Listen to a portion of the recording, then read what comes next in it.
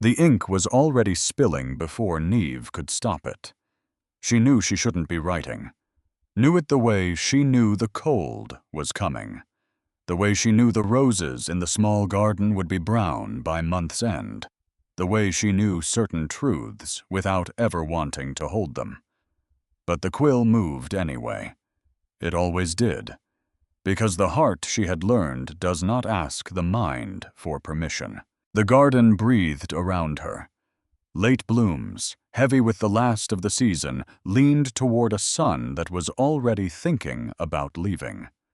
Somewhere beyond the hedges, the guard was training the ring of steel, the grunt of effort, the bark of a captain's voice. Men and women who had all passed the same trials she had, who had all knelt in the same moonlight and waited for the same thing, and transformed. She had not. 22 years old, Neve thought, and still writing, like a girl who believes the story ends the way she wants it to. She looked down at the page. I hope that one day you finally see me. Not the smile you throw over your shoulder. Not the quick glance that lands on me the way rain lands on stone, brief and then gone. I mean, see me. All the way down. Her hand paused. Hope made a fool of you, slowly. It let you believe there was a version of the morning where the prince walked past and stopped. Turned. Said your name like it mattered. Torvald had walked past her that very morning. Near the kitchens where the bread smell hung thick and warm. He had smiled that easy, careless smile that cost him nothing and undid her completely, and for one dizzy heartbeat, the whole world had tilted, as if that smile had been made only for her. Except it hadn't. She knew that. Of course she knew that. The heart just didn't care. I know I am not the only one, she wrote. Not the most interesting. Not the one who holds your eyes for long. And still my stupid, stubborn heart chose you.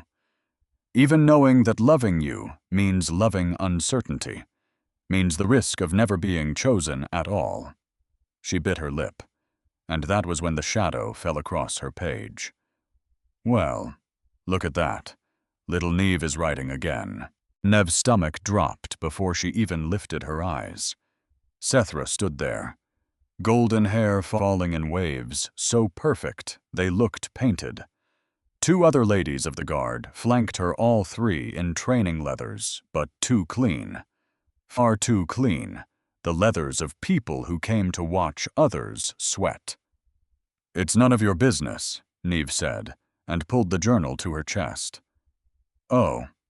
Sethra tilted her head. But I think it is. She reached out. That casual, entitled certainty that the world would simply hand her whatever she wanted because it always had. Show me. No. The word came out firmer than Neve felt. But firm was not the same as strong, and Sethra had never respected a wall she believed she could climb. She snatched. The leather slipped through Neve's fingers like water, like sand, like every good thing Neve had ever tried to hold. Sethra, give it back. But Sethra was already reading, and the other two were already laughing. Soft, delighted the laughter of women watching a performance staged just for them. I hope that one day you finally see me, Sethra read, dragging each word out, tasting it. I know I am not the only one. She looked up, eyes bright with false pity.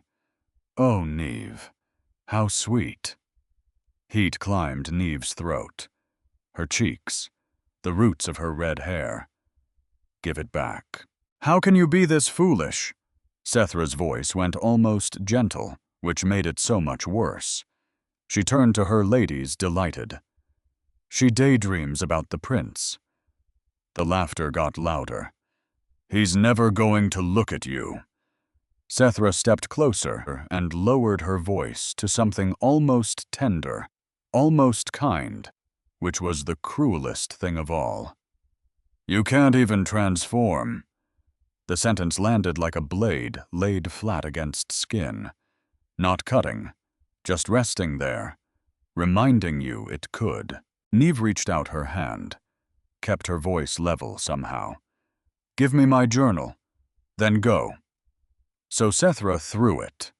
It arced through the air pages, fluttering like a wounded bird, spinning end over end, and it came down on the grass, right at the edge of the training ground, right where the guard still moved in their precise, brutal formations. The world stopped. Every eye turned toward the small leather book lying in the dirt among the boots of the strongest people in the kingdom. The captain bent. Broad-shouldered old scars written across his forearms, a face like weathered oak. He picked it up, turned it over in his hands, frowned. "Whose is this?" Neve could not answer. Shame had frozen her solid. She's silent, feeling the weight of every stare press down on her. The warriors, the ladies. Sethra smiling, that small, satisfied smile of a woman who had won. And then a voice cut clean through the silence. "It's mine." It was not the captain's voice. It was his. Neve lifted her eyes. And there he was. Alaric, the Alpha King. Tall, absurdly, impossibly tall shoulders, built to carry things no one else could lift. Dark hair falling loose over them, heavy, willed a little damp from training a strand or two stuck to his jaw. He never seemed to care about it. Never tied it, never cut it. As if it were the one part of him that refused to be ruled. He stood at the edge of the ground, arms crossed, watching the world. The way he always watched it, as if everything in the kingdom had to pass through his eyes before it was allowed to become real. He walked toward the captain. Slow, deliberate, each step a decision. He held out his hand. The captain gave him the journal without a word, and Alaric held it carefully, as if he already knew exactly what it was. Then he turned, and he walked toward Neve. She could not move, could not breathe, because a king was crossing a garden to reach her, and the whole world had gone very quiet, and his dark eyes had found hers, and would not let go. He stopped in front of her. He held the journal out between them. Offered it the way you offer something you understand is precious. "I think this is yours," he said. His voice was low, rough at the edges, carrying something underneath it she had no name for. Neve took it, with hands that shook. Her fingers brushed his one brief, unbearable second of contact. His skin was warm, steady, real in a way that made everything else feel like a dream she was about to wake from. "Thank you," she whispered. Barely a sound. He didn't answer. He simply held her gaze one moment longer, as if reading something she had never written down. Something she hadn't dared put on any page. Then he turned and walked back to his guard, leaving her standing there with her heart slamming so hard against her ribs, she was certain the entire garden could hear it. Across the grass, Sethra's smile was gone. Neve clutched the journal to her chest and left without looking back. That night, sleep would not come. She lay on the narrow bed she shared with her mother in the small servants' quarters at the far end of the castle, and stared at the dark wooden beams above her. The journal rested beneath her pillow, a small, hard weight like a secret she was afraid to sleep on top of. She kept replaying it, the way he had walked toward her, the low voice, the eyes that seemed to see straight through the walls she had spent years building. Alaric was hard to read.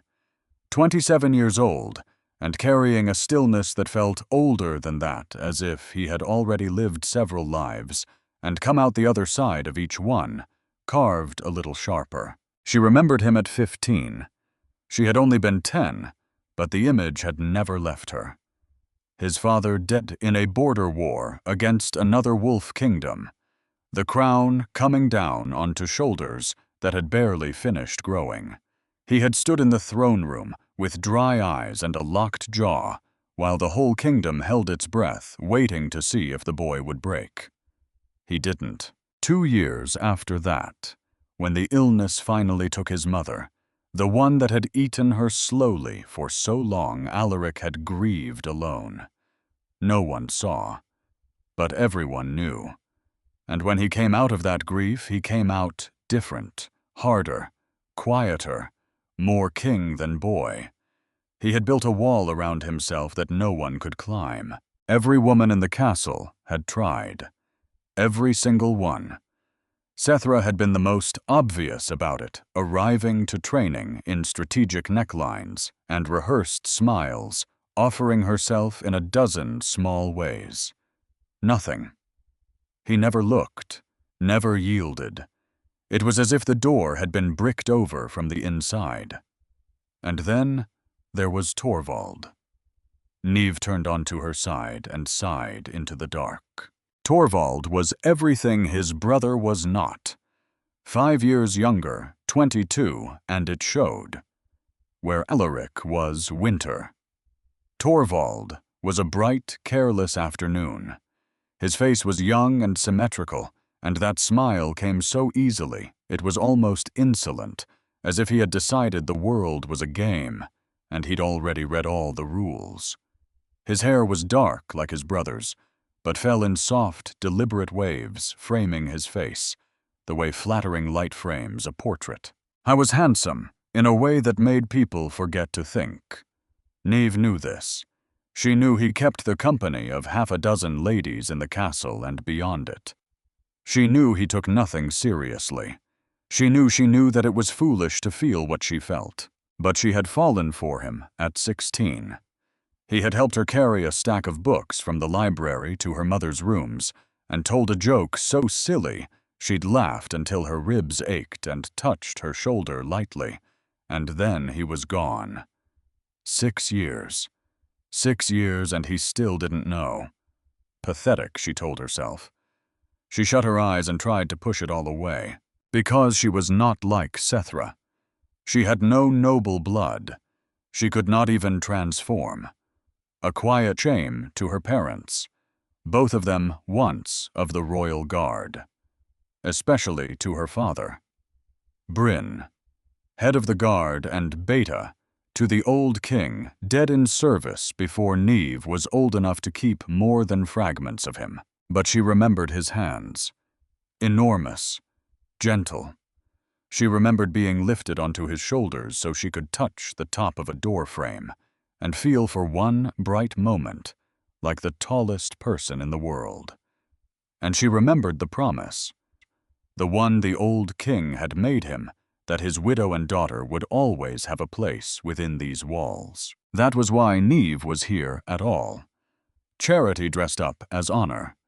She had gone through the Royal Wolf Academy like every other child. Trained, waited. 15 came, and no wolf. 16, 17. At 18, when it became undeniable, they gave her the ledgers instead. Documents, records, important work, everyone said, kindly. Invisible work, they did not say.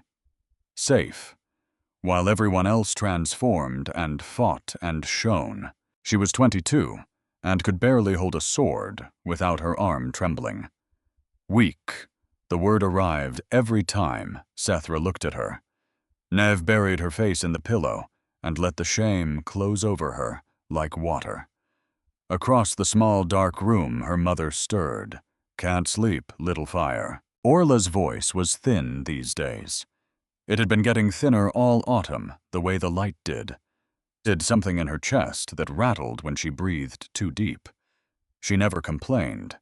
Orla had buried a husband and raised a daughter who could not become what the world demanded, and she had done it without ever once making Niamh feel like a disappointment. That Niamh sometimes thought was its own kind of strength no wolf could grant. "I'm fine, Mama. Go back to sleep. You're doing that thing." Orla's hand found hers in the dark. Warm, papery, sure. That thing where you decide you're less than you are, and then lie very still, so no one will notice. Neve laughed a little wetly. You always know. I made you. I get to know. They lay in the quiet a while. The rattle in Orla's chest. The wind against the shutters. Mama, Neve said finally. Do you think there's something wrong with me that it never came? She felt her mother go still. Not with hurt. With care, the way you go still when you are about to hand someone something you don't want them to drop. Listen to me, Orla said. You are not missing a wolf, my girl.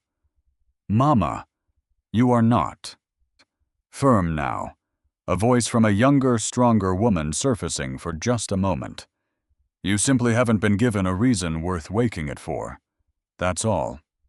Some doors don't have broken locks. Some doors are just waiting for the right hand. Neve said nothing. Because she wanted so badly to believe it.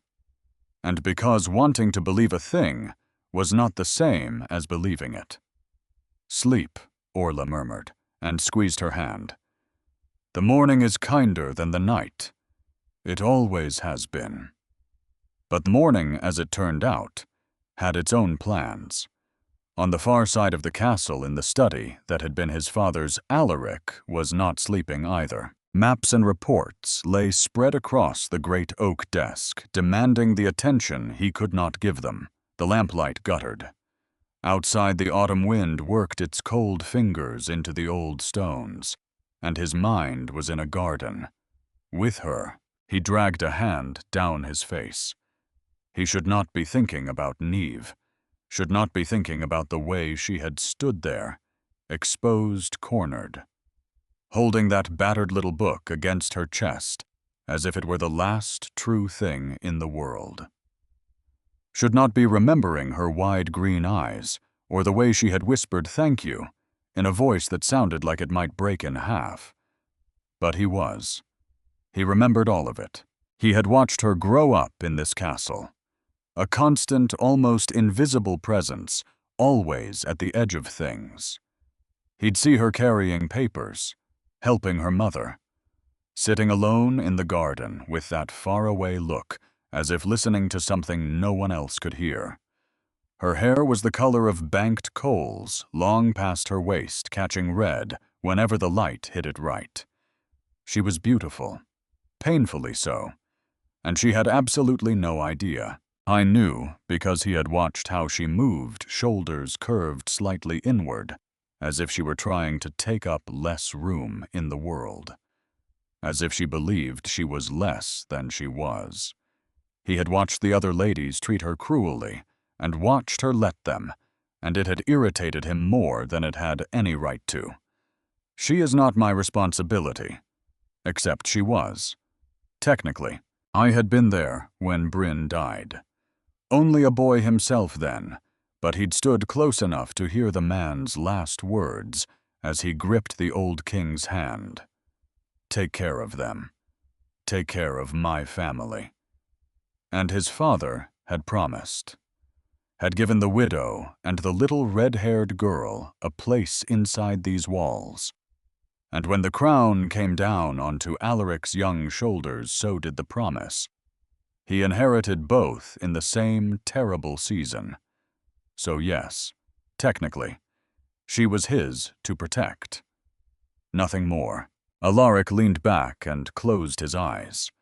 Nothing more, except that his heart had slammed against his ribs when he saw that journal fall near the boots of his guard. Except that something cold and dangerous had moved through him when he saw Sethra smiling her calculated smile. Except that he had crossed that garden before he had decided to drawn by something older than thought. That was not the shape of duty. He knew the shape of duty. He had been carrying it since he was 15. This was a different weight entirely. He opened his eyes and stared at nothing. He could not feel this. He had no right. He had a kingdom to rule and real threats to weigh, and decisions that touched thousands of lives. He had no time and no permission to think about a woman who could not transform, who was almost certainly in love with his own brother, who would never once look at him twice. Let it go, he told himself. He did not. He would come to understand much later that this was the night everything began. Not the kiss, not the river. This. A man alone in a study telling himself a lie he had already stopped believing. For 3 days after the garden, Niamh did not see Torvald. Or rather, she saw him, but never alone.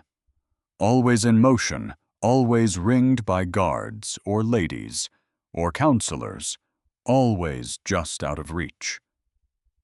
She caught glimpses, a flash of dark hair, a laugh from around a corner that might have been his. And each time her heart lurched like a boat against a dock, and each time she scolded it, and each time it did not listen. Because hope again. Hope did not learn, and she noticed, though she tried not to, that Sethra had gone strangely quiet. Since the garden, the ladies had kept their distance. The cruelty had gone underground, which should have felt like relief. It felt like the pause before weather. On the afternoon of the 3rd day, Sethra found her in the corridor near the royal quarters. Neve. The voice was friendly. That was the first wrong thing. Niamh stopped, held her ledgers a little tighter. What do you want? Nothing. Sethra tilted her head, golden hair sliding across her shoulder. I came to bring you news, actually. Niamh waited. Prince Torvald asked to see you. Her heart jumped. It should not have. It did. What? He wants to kiss you. Sethra said it the way you'd mentioned the weather. Today, here in this corridor. But it has to be a surprise, you understand. He wants it to feel romantic. Niamh's mouth had gone dry. That's why he asked you to wear this. Sethra held out a ribbon, blue silk, soft as water. A blindfold, so you won't see him coming, so it's unexpected, magical. She smiled, and it almost looked real. He made me swear to keep it secret. I shouldn't even be telling you it's a kiss. Niamh stared at the ribbon. It didn't make sense. Torvald was not the type to plan a tender thing. Torvald did not plan at all. He simply arrived, took what delighted him, and drifted onward like weather. But what if? What if, after all these years, he had finally seen her? Stupid, said the voice in her head, and the voice sounded like Sethra. When? She heard herself ask. At sunset. Put on the blindfold and wait. He'll come. And before Neve could ask a single one of the questions, crowding her throat, the ladies were already gone, walking away, heads bent together, laughing softly at something Niamh could not hear, leaving her alone in the corridor with a blue ribbon and a heart beating far, far too fast. The sun was low and red when she came back. The castle had gone quiet in that particular way it did at dusk, as if the stones themselves were holding their breath. Shadows stretched long across the floor. Niamh stood in the empty corridor with the ribbon in her hands, feeling more foolish with every passing minute. He's not coming. Logic spoke plainly, firmly, without a single ounce of mercy. You are being made a fool. Again. You know this. You have always known this. But her heart refused to hear it. So she raised the ribbon, and she tied it across her eyes, and the world went dark. There was only her breathing now, and the cold of the stone floor beneath her bare feet, and the small, terrible flame of hope she could not seem to put out, no matter how many times the world doused it. 5 minutes. 10. Nothing. 15. Stupid. So stupid. You are 22 years old, and you are standing blindfolded in a hallway because a woman who hates you told you a story you wanted to hear. Take it off. Take it off and go home and never. Footsteps, slow, steady, approaching. Her heart lurched into her throat. She straightened. Every nerve in her body pulled taut as a bowstring. Because someone was coming, someone real, and she could feel it now, a presence filling the space in front of her, close, warm, undeniable. The heat of a body, the scent of earth and leather, and something underneath it, something wild, with no name. "Is it you?" she whispered. Barely a breath, silence. But he was there. She could feel him there. And so because 6 years of waiting had built a pressure that had to break somewhere, Niamh rose up onto her toes, heart hammering, and found his lips with hers. The kiss was not what she had imagined. It was not soft. It was not careful.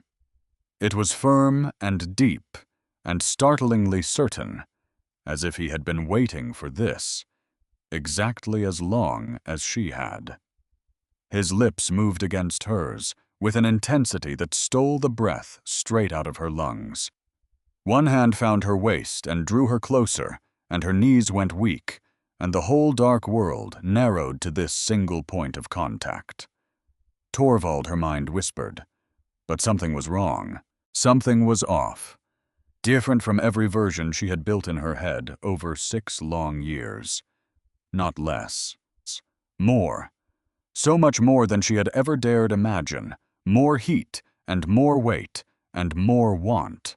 And it frightened her, even as she leaned into it. And then, just as suddenly as it had begun, it ended. He pulled back, and she heard his footsteps retreating. Quick, strong. Disappearing down the corridor into the dark, Niamh tore the ribbon from her eyes, blinked into the dimness. Empty. The corridor was empty. She turned, searching, but there was nothing. Only shadows and silence, and the last red light dying against the far wall. She touched her lips, still warm, still holding the pressure, the taste, the impossible fact of it. Torvald. It had been him. It had to have been him. Who else could it possibly be? For the first time in her whole life, someone had kissed her. And it had been perfect. Her heart pounded so hard it hurt, and she pressed her hand to her mouth to keep the smile from spilling out where anyone might see. And she walked home on legs that did not feel entirely her own. At the far end of the corridor, hidden in the deep shadow of a stone archway, Alaric watched her go. His jaw was set. His fists were clenched at his sides. He had seen her standing there, blindfolded, trusting, waiting with that small, terrible hope written all over her face. He had seen, and he had not been able to walk away. Fool, he told himself. Turn around.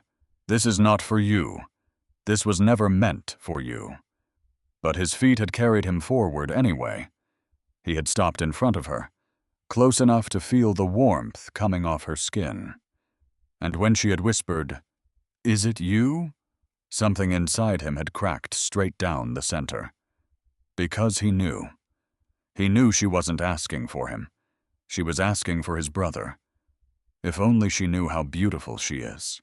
The thought came unbidden. Raw. Too honest to survive daylight. If only I could be the one she means. And then she had risen onto her toes. He should have stepped back. Should have said something, anything. His name an apology, a warning. Should have done any one of 100 things other than the thing he did. But he kissed her. Because 6 years of watching her from across every room had built a pressure in him too. Because he was a king who had denied himself everything for everyone forever, and for one blind moment in a darkening hall, he was simply a man being reached for by a woman he had never let himself want out loud. and now watching her disappear down the corridor with her fingers pressed to her lips and her eyes lit up like the first star of evening, Alaric understood exactly what he had done. I had made the most dangerous mistake of his life, because Niamh believed she had kissed Torvald. And Alaric had no idea, none at all, how to tell her the truth without breaking every fragile thing that hope had just built inside her. He stood in the archway long after she had gone in the last of the red light, and he did not move. Coward, he thought. And for once the word felt earned. The next morning, Niamh carried the secret through the castle like a lit candle cupped against the wind. She was terrified of it going out. She was terrified of it catching everything on fire. She could not decide which she wanted more. She looked for Torvald in every corridor and did not find him. She looked for him at the training ground and did not find him. She told herself this was fine, that a kiss like that did not require immediate explanation, that some things were more beautiful for the waiting. She was, she would admit, later extremely good at telling herself things. She found Malin instead. The old man was sitting on the low wall by the herb garden, face turned up toward a sun he could not see. Malin had been blind for longer than Niamh had been alive, but no one in the castle had ever mistaken blindness for not seeing. I was the eldest of them. He had watched the old king crowned and the old king buried and the young king crowned in his place. He held the memory of the kingdom the way other men held keys. "You walk lighter today, Niamh of the Ledgers," he said before she had made a sound. She stopped. "How do you always—" "Your footsteps." He smiled at the sun. "Yesterday they apologized for existing. Today they merely pass through." He patted the wall beside him. "Sit. Old men need young voices, or they forget the words for things." She sat. They were quiet a while. A bee moved fat and lazy over the last of the lavender. "Something has changed in you," Malin said.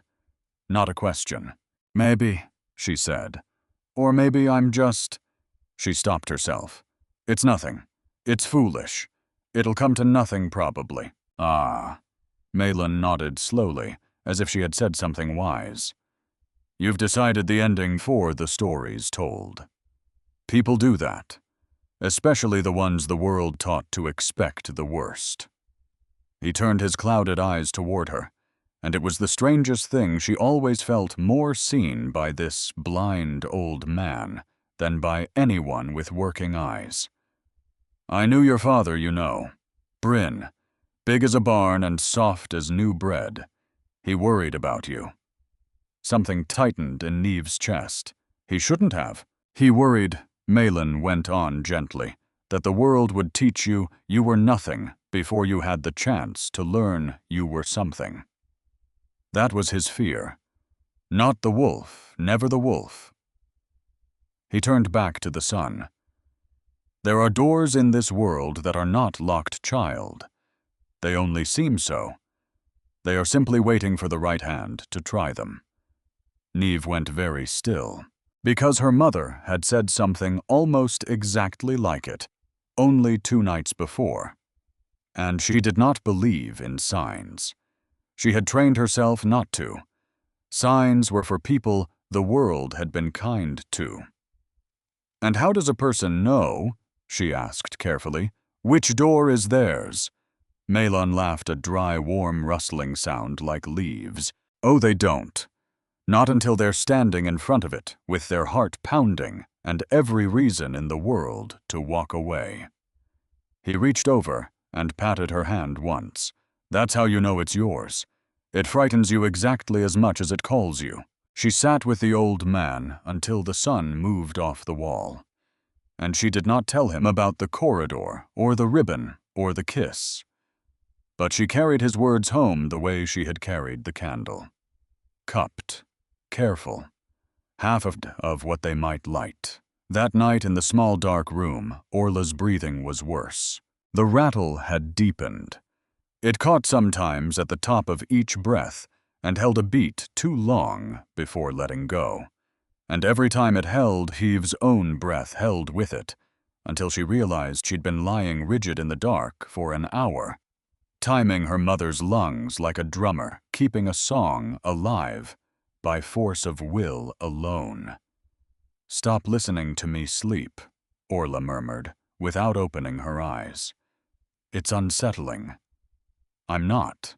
"You're a terrible liar, little fire. You get it from your father. His face told every secret he ever tried to keep." A pause.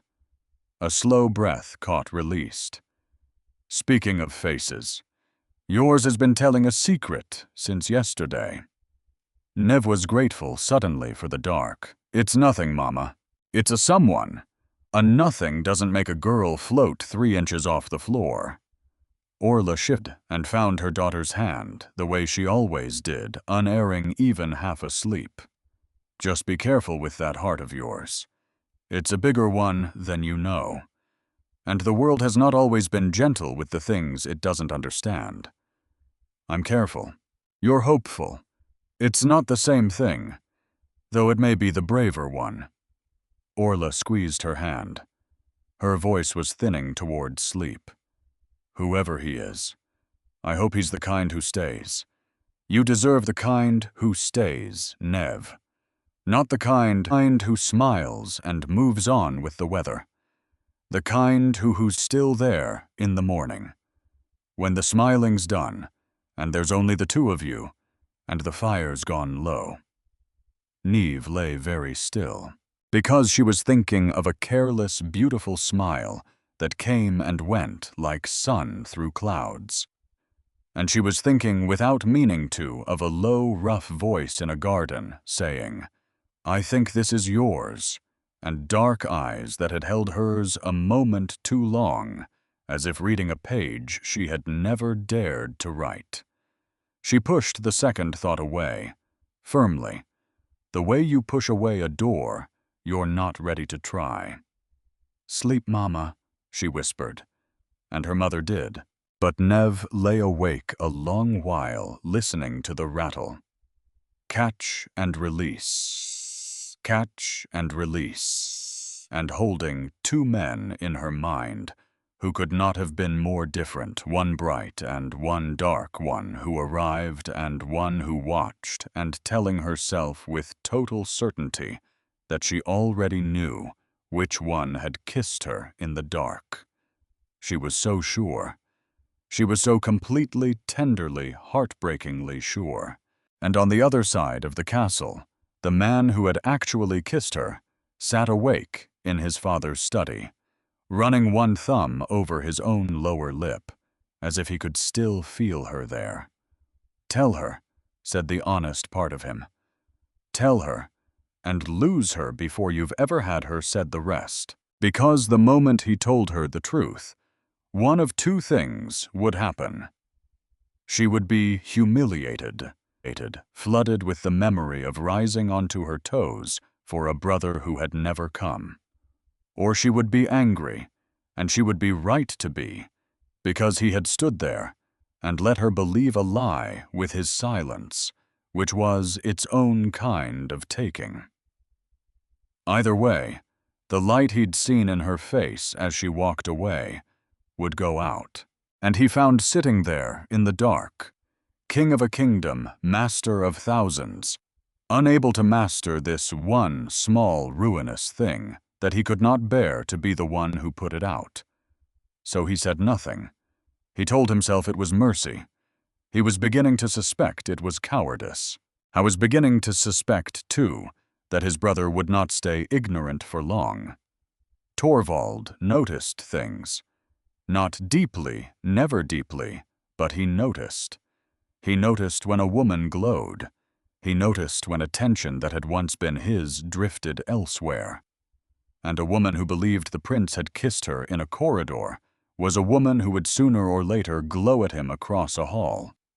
And Torvald, being Torvald, would not correct her. He would simply accept it. the way he accepted every good thing that fell into his lap. He would let her believe it, and he would enjoy being believed in, and he would spend the adoration the way he spent everything. Carelessly. Completely.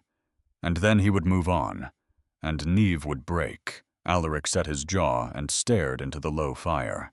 I had spent his whole reign protecting this kingdom from every threat that came at its walls. Border kings, winter famines, the slow poison of court intrigue. He had faced all of it with the same cold, steady certainty. He did not know how to protect one red-haired woman from a hope he himself had lit, especially when the thing she most needed protecting from was the truth. He rose, crossed to the window, looked out over the sleeping castle, all its small lit windows going dark one by one, and somewhere among them, a narrow room where a girl who could not transform was lying awake, cupping the wrong name against her heart like a candle. I will make this right, he told himself. He did not yet know how. He did not yet know about the river or the second cruelty. Sethra was already quietly unspooling, or the ball where the whole kingdom would go silent, or the bite that would wake something in Neve that had been sleeping her entire life, waiting exactly as her mother said for a reason worth waking for. He knew only that a door had opened in the dark of a corridor, and that he had walked through it, and that there was no walking back. Outside, the wind came down off the mountains, cold and clean, carrying the first true breath of winter. It moved through the bare branches of the garden where a journal had fallen. It rattled the shutters of a narrow room where a mother slept and a daughter did not. It found the high window of a study where a king stood alone, and it did not comfort him, because winter winds are honest, and they do not pretend to be anything but what they are. The kingdom slept, and 3 lives that had orbited one another for years at careful, respectable distances had finally, in the space of one blind, breathless moment, begun to fall. None of them knew yet how far, but the falling had begun. And once they start, do not stop until they've reached the ground. Part 2. For 3 days, Torvald did not appear. And then he did. Not by accident. Neve understood that later, much later, that nothing Torvald did was ever quite an accident, even when it wore the costume of one. But at the time, standing at the top of the main staircase with a stack of ledgers pressed to her chest, she believed the world had finally generously decided to be kind. Because there he was, alone, adjusting the cloak across his shoulders as if preparing to ride out. Dark waves catching the light. And then his eyes lifted and found her, and he smiled. Not the careless smile he threw at everyone like coins to a crowd. A slower one, a focused one, a smile that seemed impossibly to be about her. "Neve," he said. That easy voice pitched low, as if they shared something. "Haven't seen you around." A lie. He saw her every day. She saw him every day. But never like this. Never with the full warm weight of his attention landing on her like sun after a long, gray week. "I was in the library," she managed. He came down a step, hands in his pockets, loose, unhurried, and yet his eyes moved over her face with a curiosity that had never once been there before. Always working. He tilted his head. "Do you ever rest?" "Someone has to keep things in order." He laughed, soft, and the sound went straight through her all the way down. "You know," he said, and now he was closer, too close. "I've been thinking about you." The world tilted on its hinge. "About me. I don't think I've given you the attention you deserve." She could not answer. Her throat had closed entirely. This was the exact sentence she had written in her journal 100 times, and torn out, and burned, and written again one day. You'll see me. And here it was spoken aloud in his voice in the flesh. It was him her heart sang. In the corridor. It was him. And now he's here. Finally here. Seeing me. He reached out, brushed her arm. 1 second. Just one. Enough to raise every hair on her skin. We should talk more, he murmured. Just the two of us. Whenever you're free. And before she could gather a single word, he was already moving past her, already down the stairs, already tossing one last smile over his shoulder, like a man scattering breadcrumbs behind him, without ever once looking back to see if the bird followed. Neve stood frozen at the top of the staircase. I thought about me. He wants to talk. Just the two of us. 6 years. 6 years of waiting, and it had finally come. From the landing above, in the shadow, where the great staircase turned, Alaric saw every second of it. He saw the smile. He saw the practiced lean of his brother's body. He saw the touch on the arm, light calculated, deployed the way Torvald deployed everything for maximum effect at minimum cost. And he saw the way Nev stayed rooted to the spot afterward. Cheeks flushed, eyes lit as if she'd been handed a promise straight from the mouth of the divine. And something coiled tight and low in his chest and would not let go. It's none of your business, he told himself. Except it felt like all of it was. Every last inch of it. He came down the stairs with silent steps. He passed within arm's reach of her. He did not look at her, did not say a word, because if he opened his mouth right now, he had no idea what would come out of it. And a king does not get to say the things that were rising in his throat. He went straight to the training yard. "Someone spar with me," he said, and his voice came out harder than he meant it to. The warriors glanced at one another. When the king came to train like this, jaw-set eyes black, it usually meant someone was about to be hurt, and it usually was not the king. A big man named Doran stepped forward. Doran almost never lost. "I'll go, your highness." Alaric did not answer. He stripped off his cloak, stepped into the sand. The fight lasted less than 2 minutes. He held nothing back. Every movement was brutal and precise and gave no ground for defense. Doran tried to counter and found each blow blocked and returned with twice the force behind it. Alaric put him down 3 times. On the third, Doran stayed down chest, heaving a bright line of blood at his lip. "Get up," Alaric said.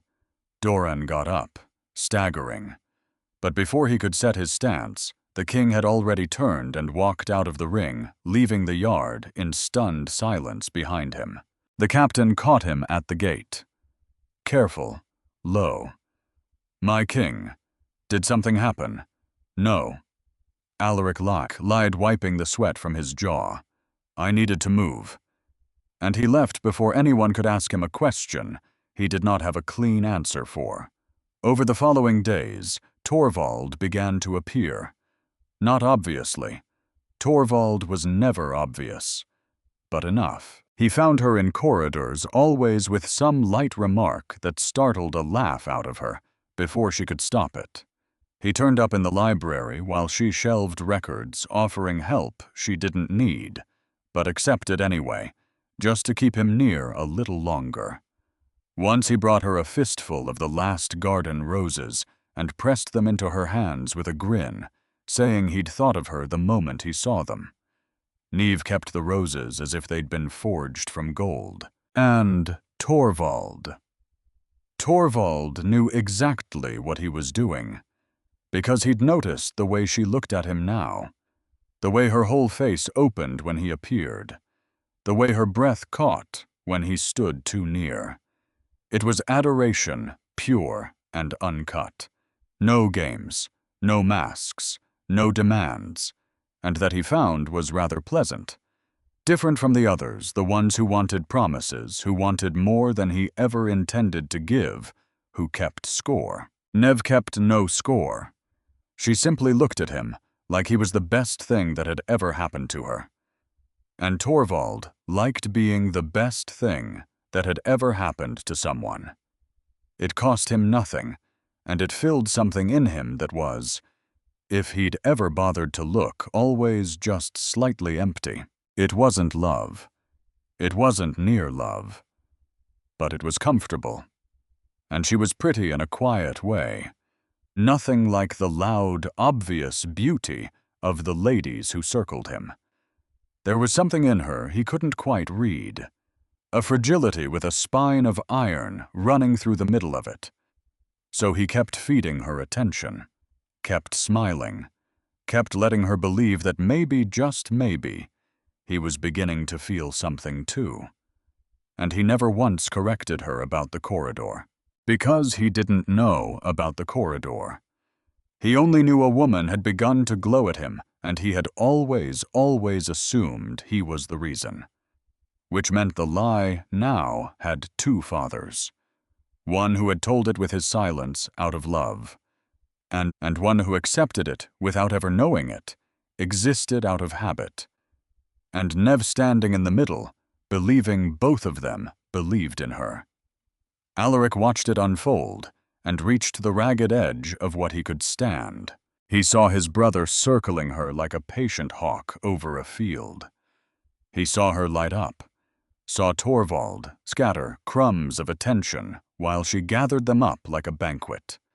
And one gray afternoon, he found her alone in the small garden near the rose bushes, already going brown with the cold.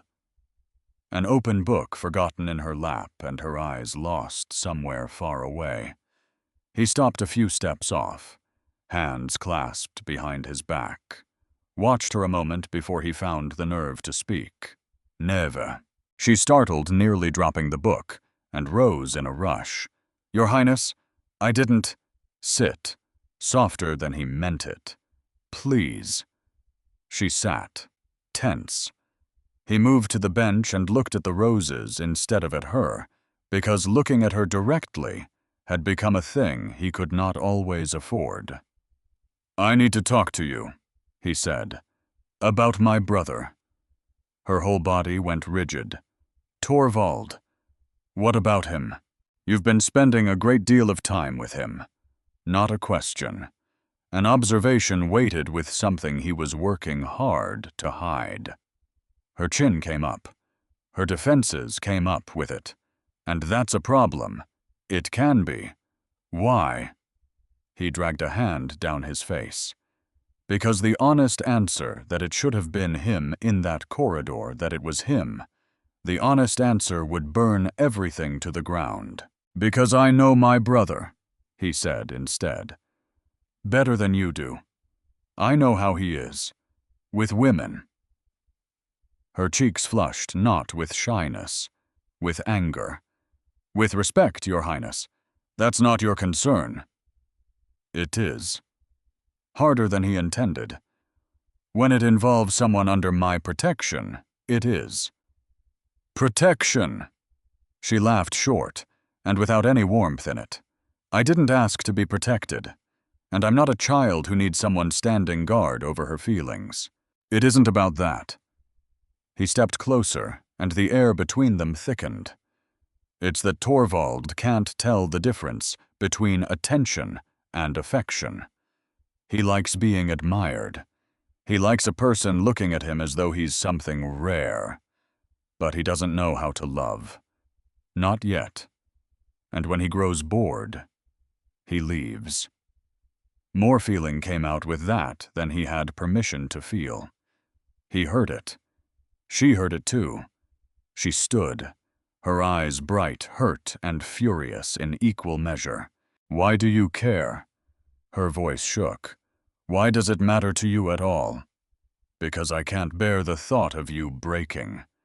Because I have watched you for years. Because when I close my eyes, I see the corridor. Because I made a promise, he said. his voice rough. "To your father, before he died. He asked mine to look after you and your mother.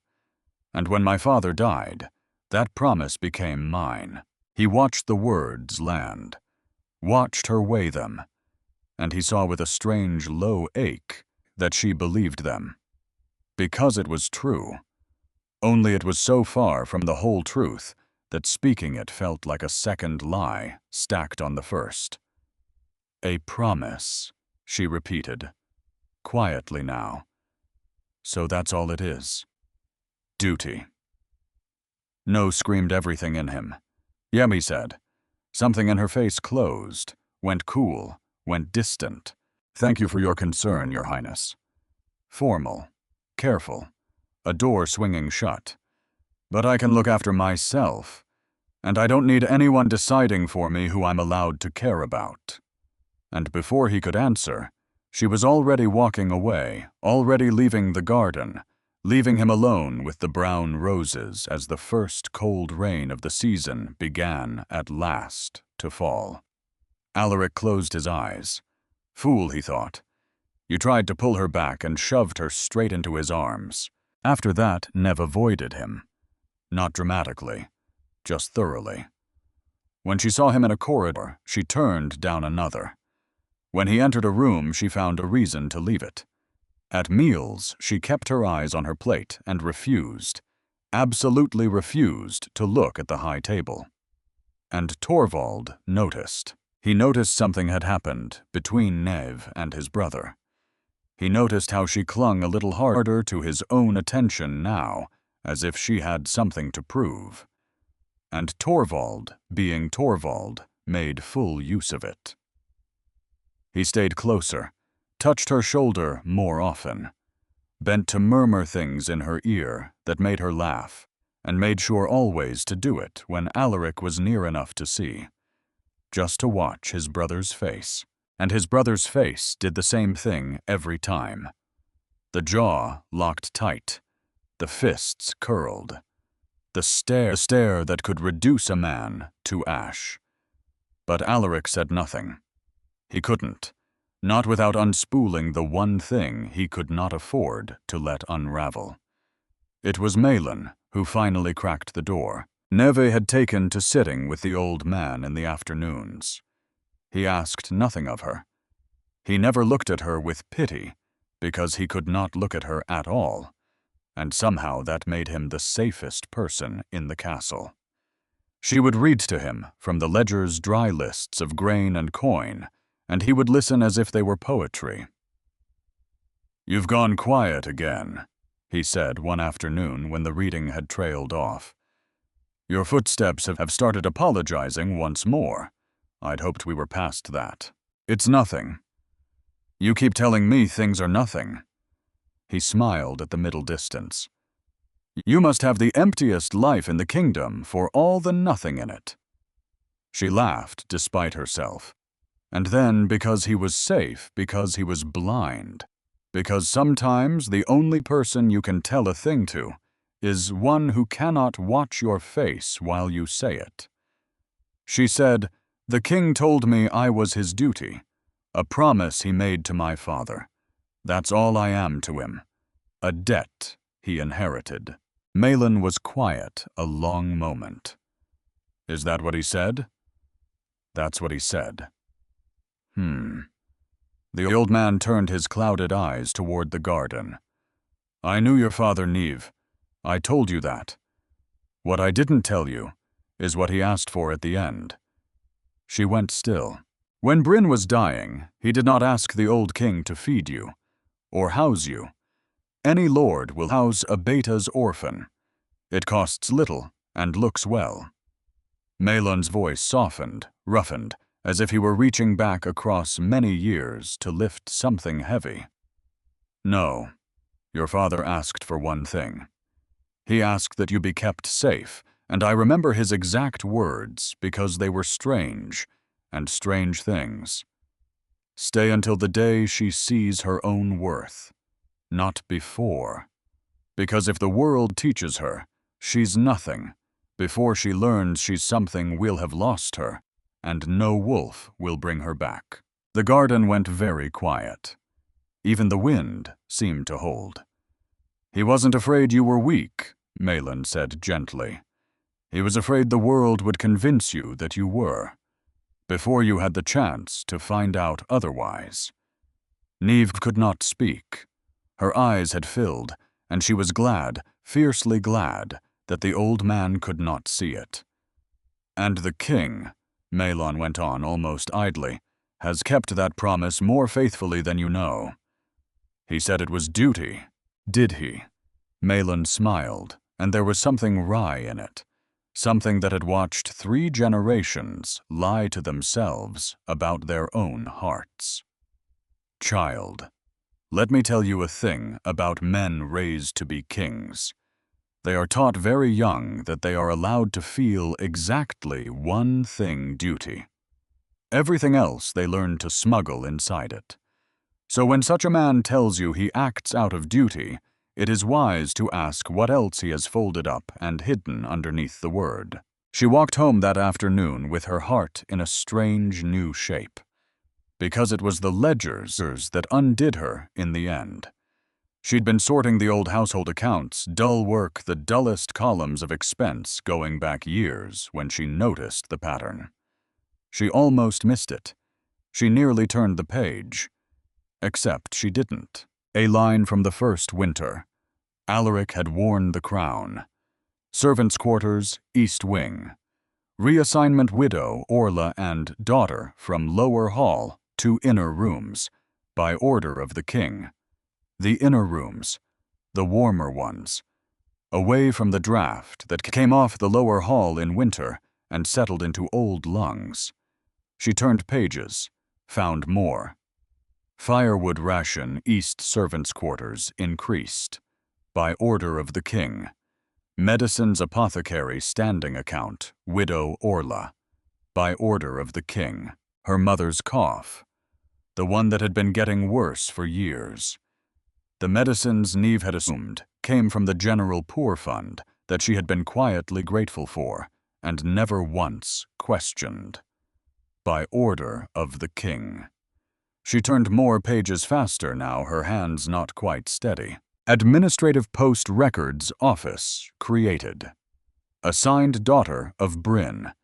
Dated the very season she turned 18. The season the wolf did not come, and the whispers began, and she had waited sick with dread to be sent away. A girl who could not transform, taking up space in a warrior's castle. Instead, she had been given a post, a safe one, an invisible one, a dignified one. She had thought it was luck. She had thought it was leftover charity from a dead king's promise, by order of the living one. And then, near the bottom of a page from 2 years back, in a clerk's hand, recording an order given aloud, she found the last one. And it was this one that broke her open. Note: any complaint or petition regarding the daughter of Bryn is to be brought to the king directly and to no one else, by his express command. Neve sat very still in the records office as the afternoon light moved across the floor, because she understood now why the cruelty had always had a ceiling. Why Sethra's poison had run underground rather than out in the open. Why for years the castle had let her be small and sad and overlooked, but had never quite let anyone destroy her. Someone had been standing between her and the worst of it. All these years, silently, taking no credit, asking for no thanks, not out of a duty inherited from a dead father. Out of something he had never once said out loud. It was him, she thought. And it was not the corridor she meant this time. It was everything. She should have gone to him. She almost did. She stood 3 separate times, and started for the door, and 3 separate times. She sat back down, because what would she even say? I found your kindness in the ledgers, and now I don't know who I've been in love with. Because she had spent 6 years so certain her heart was pointed at one brother, that turning it even an inch felt like the ground moving under her feet. Because she was afraid, not of him, of being wrong about her own life. So she did nothing, and she told no one.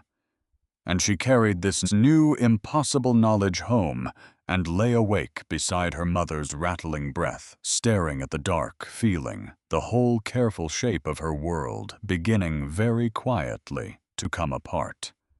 She did not get long to sit with it, because Sethra, it turned out, had been waiting too. It came 3 days later, a cold, bright morning frost still silvering the grass. Niamh was in the smaller garden, helping her mother gather the last of the herbs before the true freeze took them when she saw Sethra approaching. Alone. For the first time in weeks. No ladies, no cruel smile, just a neutral face almost tired. Almost, and this was the thing that disarmed Niamh. Almost sorry. Niamh. Sethra stopped a few steps off, hands clasped in front of her. May I speak with you? Niamh straightened, wary. Speak alone, please. Just hear me out. There was something in the voice, something Niamh had never heard from Sethra, before, something that sounded incredibly like shame.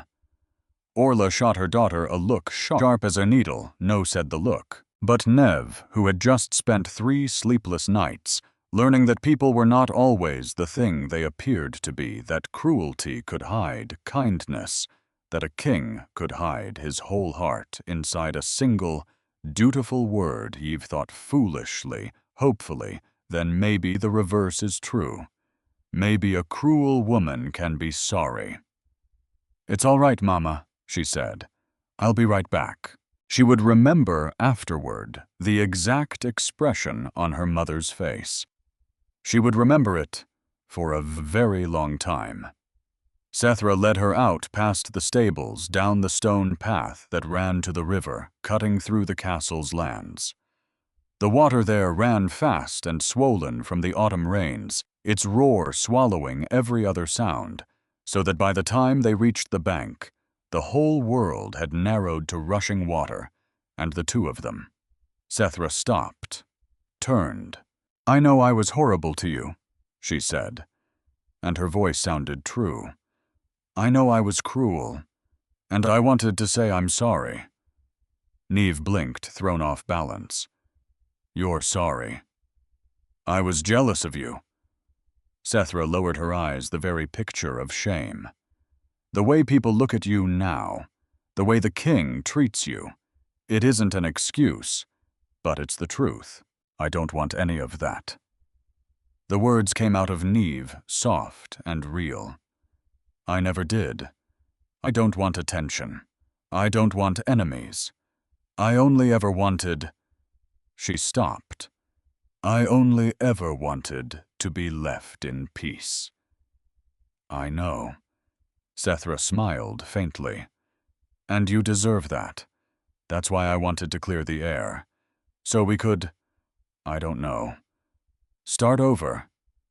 She held out her hand, and Niamh, tired, hopeful, freshly taught that people could surprise you, looked at that outstretched hand and felt the knot in her shoulders begin at last to loosen. Maybe, she thought, maybe things really can be different. She reached out to take it, and that was when she felt the shove, hard, brutal, from behind, because Sethra's hand had been the distraction, and the 2 other ladies had come down the path behind them, silent as frost, and Niamh had been so busy, hoping she had never heard them at all. She didn't even have time to scream. Her body twisted in the air, arms flailing at nothing, and the water took her in an icy shock that ripped every breath from her lungs. Cold. So cold, it burned. She fought toward the surface. Broke it for one gasping instant, long enough to see them on the bank, 3 of them. Sethra in the center, "This is a lesson, Nev," Sethra shouted over the roar. "So you learn where you belong." And then the current pulled her under again. Water flooded her mouth, her nose burning down into her chest. She struck a rock, pain exploded through her shoulder, her hip, and she swallowed more of the river, and the cold was stealing the strength from her limbs, turning them to something heavy and useless, and not quite hers. "I'm going to die," she thought with a strange, flat clarity. "I'm going to die here in the cold because I hoped again, because I always hope, because I never learn." And then, from somewhere far down inside her, deeper than fear, deeper than cold, deeper than the water, a voice. "Fight. Don't you give up. Not like this. Fight." She tried. She tried with everything she had left, but the river was stronger. It always had been. The dark came up to meet her. Alaric was in the council chamber when he felt it. It was not a thought. It was not logic. It came up through him like a blade through cloth, sudden, total, undeniable. Danger. I was on his feet before he understood why his chair crashing backward across the stone. "Your Highness," a counselor began. But he was already gone, already through the doors, already running through corridors downstairs, following something he could not name, and did not question some deep animal instinct that had woken all at once and pointed like a hound. Nev. Her name arrived in his chest with the force of absolute certainty. He burst out of the castle, crossed the gardens, followed a trail only he could sense some thread of scent, some pull below reason, and when he reached the river and saw the three women standing on the bank staring at the water, and saw a flash of red hair go under and come up again far downstream, the world stopped. And then he was running again, faster, tearing his sword from his belt and flinging it into the grass, kicking off his boots without breaking stride, and he hit the water in a flat, hard dive. And the cold meant nothing to him, nothing at all.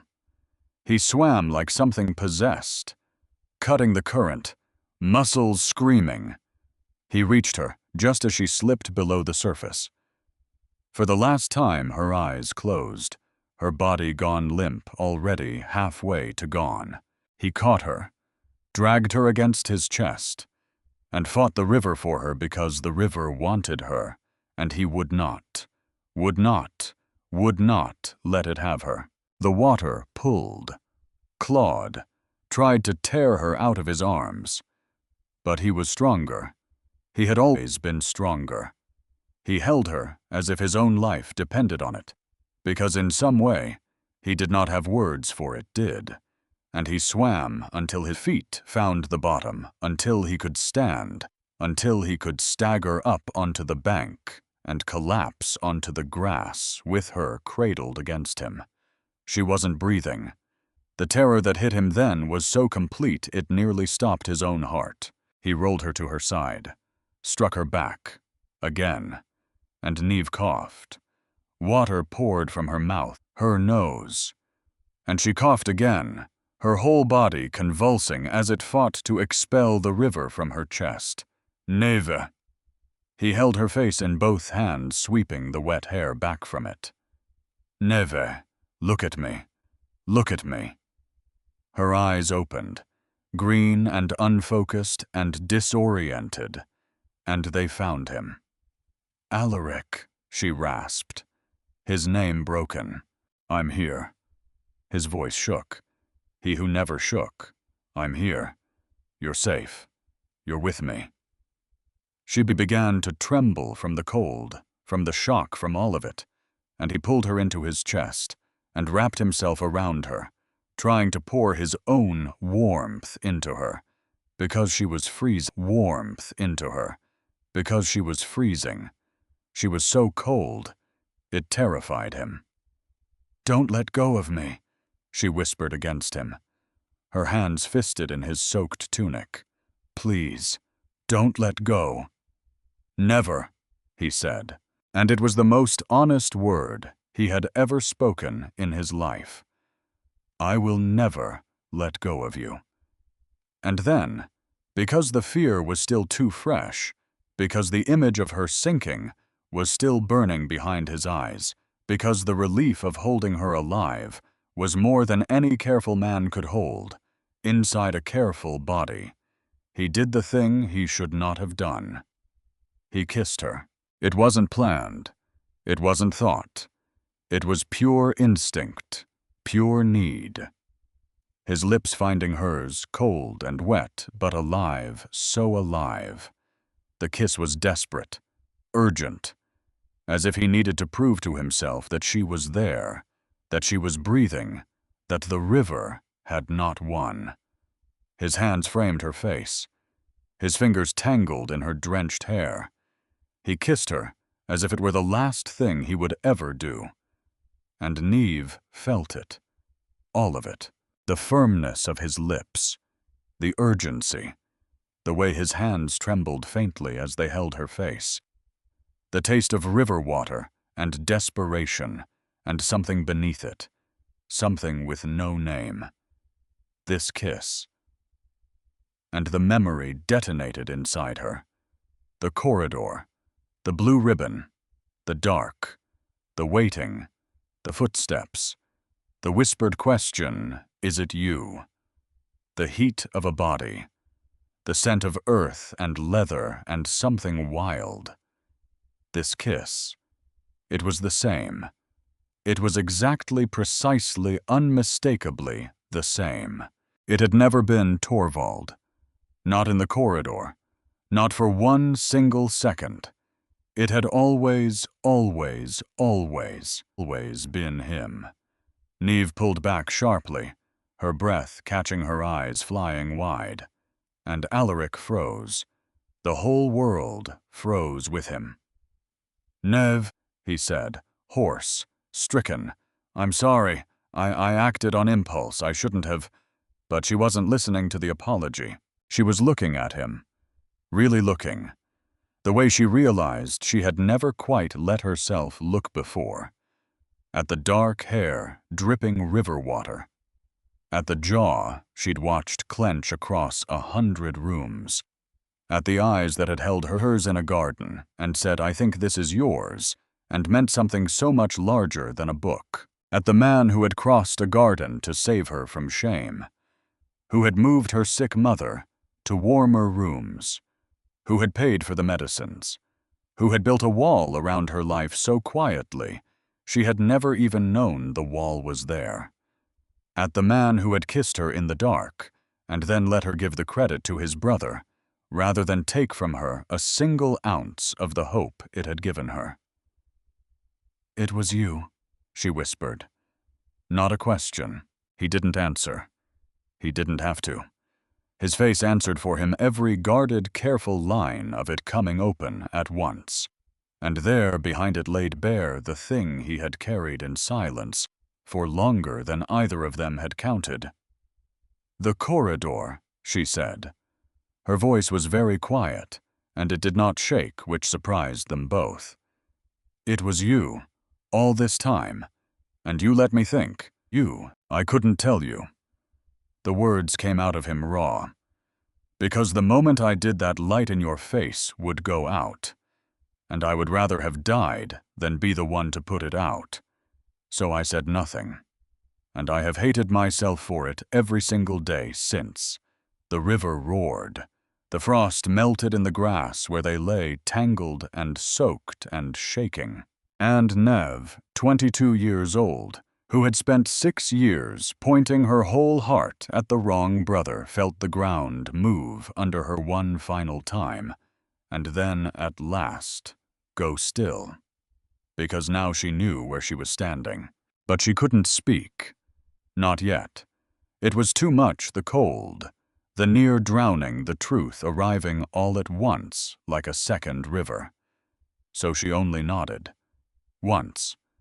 And she saw him understand that the nod was not an answer. Not yet, only an acknowledgement. Only I know. I finally know. And then his face changed, because he'd remembered how she got into the water. Never. His voice dropped, and something in it went cold and lethal. Why were you in the river? How did you fall? She blinked, coming back to the pain in her body, the ache in her shoulder and hip. Sethra, she said. She asked to talk, said she wanted to apologize. She brought me here, and someone pushed me. The change in him was instant and terrible. His face closed completely, went to something older than the king, something older than the man. His eyes darkened almost to black. His jaw locked. And for the first time in her life, Neve saw it, truly saw it, the alpha behind the crown. Not the civilized ruler who governed with words and patience.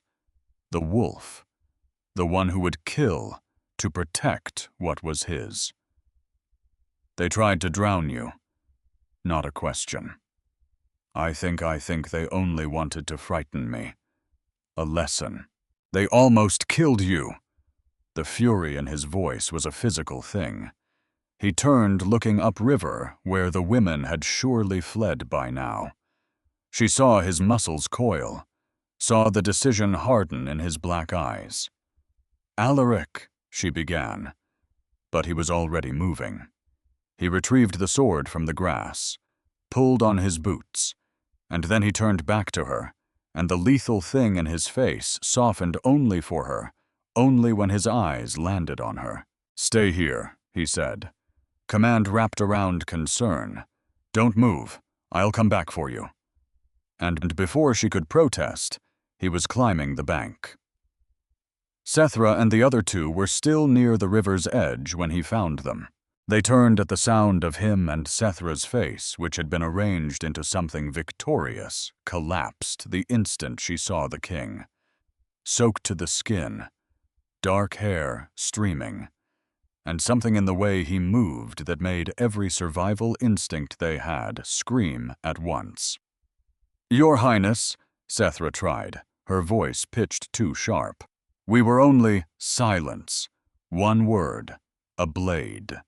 He stopped in front of them, and all three stepped back without deciding to. You pushed her into the river. Not a question. An accusation. A verdict. It was a joke, one of the others whispered. We didn't mean. You nearly killed her. The silence after that was absolute. Even the river seemed to lower its voice. He looked at each of them slowly. And when he spoke again, it was quiet and controlled and more terrifying than any shout could ever have been. You will go back to the castle. You will go to your quarters. You will speak to no one. You will not leave. You will wait for my judgment, and you will do nothing else. Do you understand me? 3 mute nods. And if you run, if you try to hide what you did, if you try to place it on another.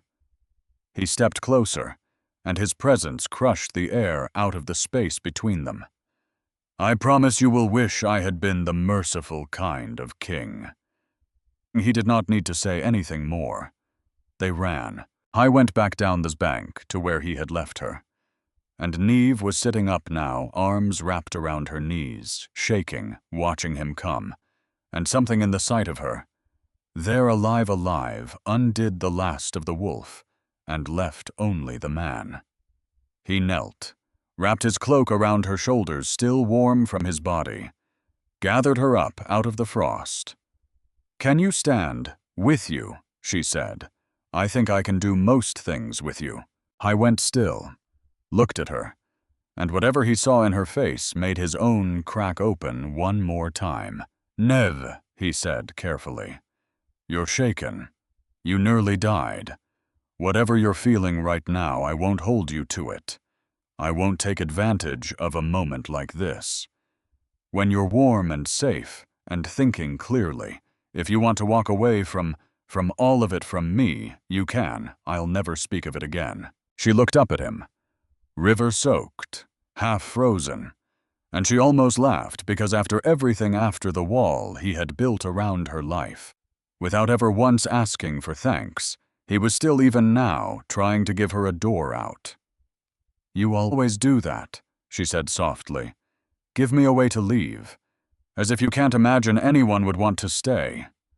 He didn't answer, because that was, of course, exactly it. "I'm not confused, Alaric." She said his name deliberately, the way you plant a flag.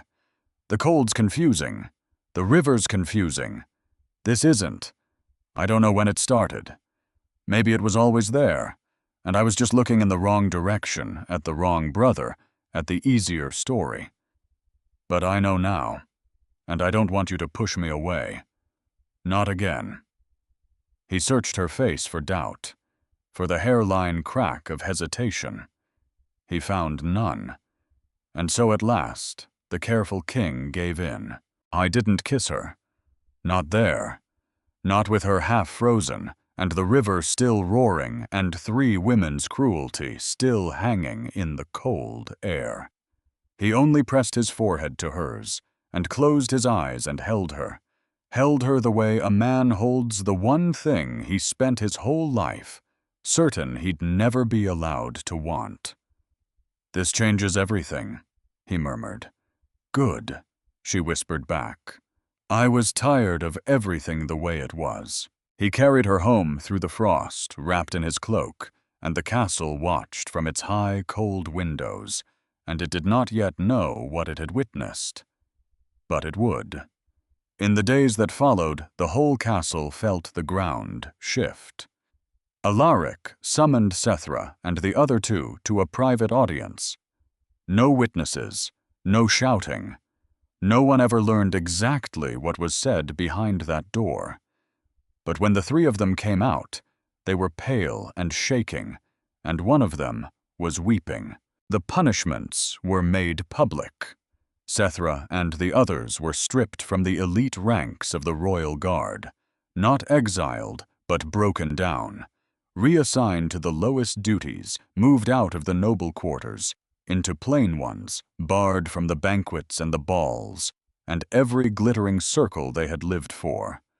For women who had built their whole lives out of status and admiration, it was a fall with no soft place at the bottom. And Alaric made it unmistakable in a single short and devastating declaration in the Great Hall. "Anyone who touches Nev again by hand, by word, or even by look, will answer to me, and there will be no second warning." The hall went silent as a grave. The message was received. From that morning on, Neve was no longer an easy mark. Not because she had suddenly become strong in any way the kingdom could measure, but because the king had drawn a line around her, the king the Alpha, and no one was foolish enough to step across it. And Nev spent those days in a strange, quiet daze, alive, safe, and carrying 2 enormous truths at once, turning them over and over like river stones. It was never Torvald. It was always him. She began gently to withdraw from the prince. Not cruelly, not all at once. When he sought her out in the corridors, she had somewhere to be. When he brought her flowers, she thanked him, and did not keep them. When he tried to talk, her answers came brief and polite and cool. And Torvald noticed. For the first time in his charmed and careless life, Torvald felt the specific, unfamiliar sensation of a thing slipping out of his hands that he had assumed would always be there for the taking. And he did not like it. He did not like it at all. He saw the way she searched for his brother now, across the great hall, when she thought no one was watching. He saw the way she tensed when the king entered a room not with fear, but with something warmer, something worse. He saw the careful distance the 2 of them kept, the studied not looking, the way 2 people avoid each other only when there is something between them worth avoiding. And Torvald, who had never in his life wanted a thing until the moment it stopped, Wanting him felt something turn over in his chest that he had no practice naming. He watched his quiet, adoring, red-haired shadow lift her eyes to his brother's face across a crowded room and go soft all over. And the prince, who had never fought for anything, decided for the first time that he would fight for this, which was, of all the dangerous things that had happened that autumn, perhaps the most dangerous of all. Because a careless man is only careless until the moment his pride is wounded, and then he becomes something else entirely. Part 3. The prince found her in the garden. It was the same bench, the one where Alaric had once sat and called his love a promise. The roses were fully dead, now black stems bent under the first true cold, and Niamh sat among them with a book open in her lap that she was not reading. She was somewhere else entirely. She was thinking about a man with river water in his hair, so she didn't hear Torvald come. Never. She turned, and he was there closer than she expected, and something was different about him today. The easy shine was gone from his eyes. Something tense had taken its place. Torvald. She stood on instinct, putting the bench between them. I was just leaving. No. He stepped into her path when she moved to pass. Not before we talk. I have to go. No. He came closer, and her back met the bench, and there was nowhere left to go. You're avoiding me. You're different. Torvald, please. You still care for me. Not a question. A verdict handed down by a man who had never once in his life been refused. I know you do. You always have. Everyone knows it. Things have changed. And on that, he leaned in to kiss her. No. She turned her face away, both hands flat against his chest. Stop. But he didn't. Never. Stop fighting it. His voice dropped low into a register meant to be persuasive, and landing, instead, as something cold. You want this. You've always wanted this. You just need to stop thinking and feel. He tried again, hands rising to grip her face, to turn it back to his, and she shoved harder, and her heart was pounding now, not with desire, with fear. I said no. Her voice shook. Torvald, let me go. Please. Why are you being like this? Frustration cracked through him. Real wounded ugly. You looked at like I was everything. And now that I finally see you, now that I want you, you pull away. Because I don't want you. The words came out hard and honest, and they hung in the cold air between them like something breaking. Just let me go. But he didn't let go. Because he was too used to being wanted. Because a lifetime of easy yeses had left him with no map for a single no. And wounded pride in a man who has never had to feel, it turns very quickly into something dangerous. He leaned in again, more forceful now, pressing her back against the stone. And then he was gone. It happened so fast, Niamh barely saw it. One moment Torvald loomed over her. The next he was flying backward, hauled off by hands she knew. Alaric. The king stood there with his eyes blazing, his jaw locked, and that wild, lethal thing in him she'd seen at the river. The wolf. The alpha. Pure and terrible. Get away from her. Low, rough, vibrating with barely held violence. Torvald caught his balance, genuinely stunned for a heartbeat. Then the pride surged back up, and he straightened. This is none of your business, brother. None of my business. Alaric stepped forward, and his presence filled the whole cold garden. You were forcing her. She told you no, and you kept going. She's confused. Torvald's voice rose. Confused because of you. You got into her head. She told you no. Each word a blade laid down flat. That isn't confusion. That doesn't mean insist.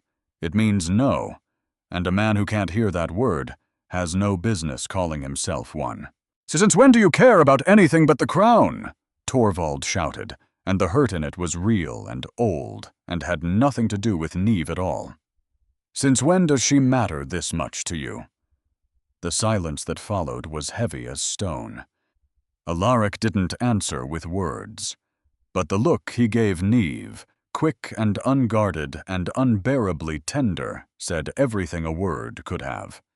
And Torvald saw it. He let out a laugh with no humor in it. You feel something for her. That's absurd. She can't even transform. She's weak. For the good of the kingdom, you shouldn't even want. The punch landed before he finished. Sharp, precise. It caught him across the jaw and snapped his head sideways and dropped him to his knees in the dead roses, one hand flying up blood on his lip. No, Alaric's voice was deathly calm. You don't speak about her like that. You don't speak about her at all. You don't look at her. You don't go near her. Ever again. Torvald spat red into the frost and lifted his eyes to his brother's. Does she love you? His voice had gone strange. Is that it? Did you finally find one person in this whole kingdom who looks at you without being afraid? Get up. Why? A bitter smile. So you can hit me again. Again, hurt your own brother over a girl who... I said get up. Torvald got up, unsteady, wiping blood on the back of his hand, and for a moment it looked like he might swing muscles, tensing fists curling. Don't. Alaric's voice was quiet now, but the warning in it was absolute. You'll lose, and you'll be hurt far worse than you already are. Don't make me do that to you. You hit me. Torvald still sounded stunned by it. You hit your own brother. For her, I hit you, because you forced a woman who told you no. Alaric didn't blink. And I'd have done the same to any man alive who did it. Especially you.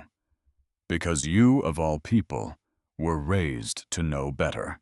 Torvald stared at him, breathing hard, blood dripping from his chin onto the frost. And then, because there was nothing left to say, because he had lost in every possible direction, at once, he turned to go. But at the edge of the garden, he stopped, and he looked back at Neve one last time. And when he spoke, the arrogance was gone, and underneath it was something Neve had never once suspected was there. Something young, something hollow. Say it then. His voice cracked. Say you love him. Say you choose him.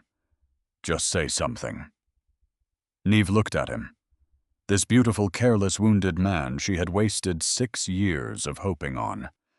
And she felt of all things a strange and unexpected pity. But she said nothing, because there was nothing kind she could say that would also be true. Torvald let out a broken sound, half laugh, half something else, and walked out of the garden, trailing blood, and a lifetime's worth of shattered assumptions behind him.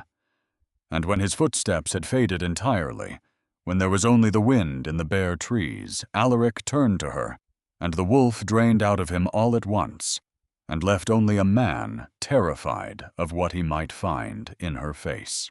Are you all right? His voice was rough, heavy. Did he hurt you?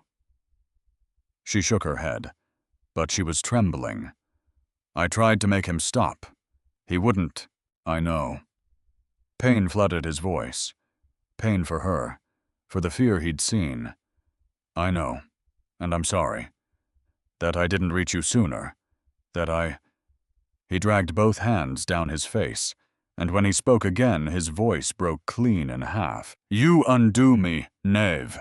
Every time something happens to you, every time I see you in danger, I can't think. I can't breathe. All I feel is that I have to keep you safe. And I've run out of ways to pretend that's a small thing." The words hung there between them in the cold. And Nev looked at him, at the raw, exposed thing in his eyes, the confession he'd finally stopped being able to bury, and something inside her that had started in a dark corridor and grown on a garden bench and cracked wide open on a riverbank finally completely gave way. She crossed the space between them and pulled him down to her. The kiss was different from all the others. It wasn't desperate like the river. It wasn't secret like the corridor. It wasn't confused like 6 wasted years. It was chosen. Awake. Certain. She kissed him, like a woman who has finally understood the story she's been living inside and turned at last toward the right page. He tried to pull back. His hands came gently to her shoulders. "Never. Wait. You're shaken. You're frightened. I can't. I'm not confused." She held his face in both her hands and made him look at her. "I found you in the ledger's Alaric." He went very still. "The warmer rooms for my mother. The firewood. The medicines. My post. The order that every complaint against me came to you, and to no one else." Her voice trembled, but not with doubt. "All these years. You were standing between me and the worst of the world, and you never let me see it. You let me think I was lucky. You let me think I was small. Because you'd rather I feel safe than feel grateful. Never kun. That was never a debt you owed my father." A tear slipped free, and she let it. "It was you, all along. And I'm not going to let you pretend it away. Not anymore." He searched her face one final time for hesitation, for the crack for the door she might still walk through. There was none.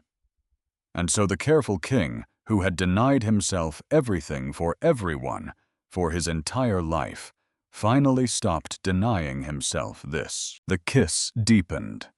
A lifetime of restraint breaking loose all at once. And when they finally came apart, both breathless, he rested his forehead against hers and closed his eyes. "This changes everything," he said again, as if he still couldn't quite believe he was allowed. "You keep saying that." She almost smiled. Let it. The days after passed with a new kind of strangeness. They no longer hid. Not entirely. They made no great public show of it, but they no longer pulled apart when the eyes of the kingdom found them. And the kingdom noticed. The king searched for her across the great hall now. She no longer looked away when she caught him. The whispers started soft, then grew. The king and the girl without a wolf, impossible. He's never looked at anyone. She must have done something. But the whispers had lost their teeth. Not after what had happened to Sethra. No one was foolish enough to test the line the king had drawn.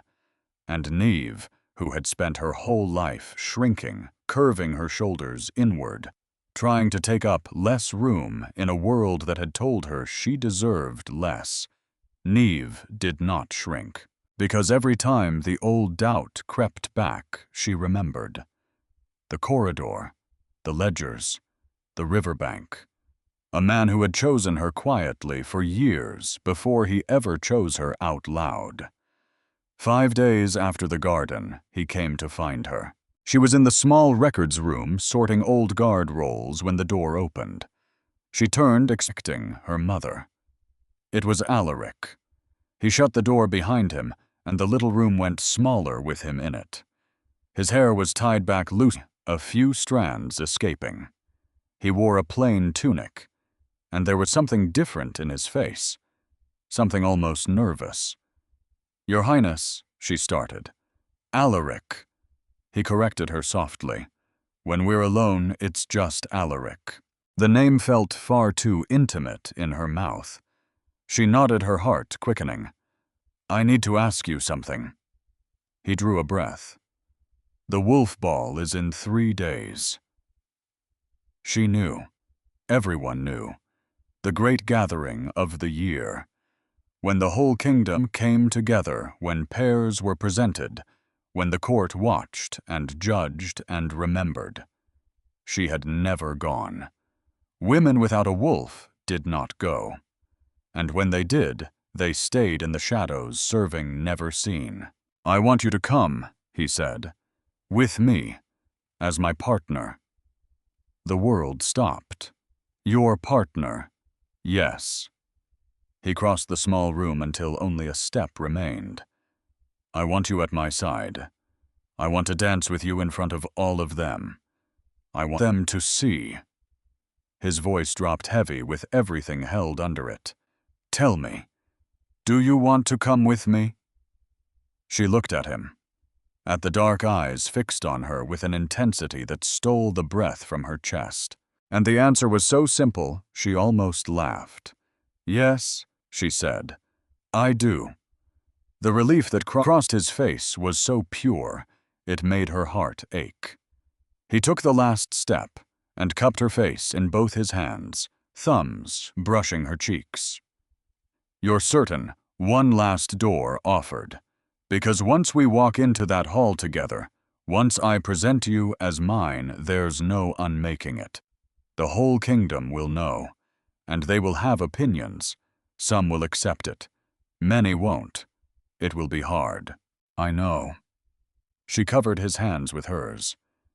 "And I want it anyway." He kissed her, slow this time. Deep. Not the river's desperation. Something that had all the time in the world.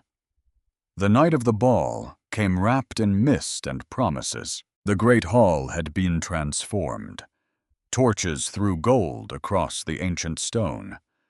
The long tables groaned with food and wine. The whole kingdom seemed to be there. Nobles, warriors, guards, counselors, envoys from the borderlands, all in their finest, all drinking and talking and waiting for their king. Alaric came to fetch her himself. He appeared at her door at dusk in formal dress for the first time in longer than she could remember. A black tunic, worked with silver. Tall boots. His wild, dark hair loose over his shoulders and somehow perfect against all that formality. He was devastating. When she opened the door and saw him there, her heart stumbled.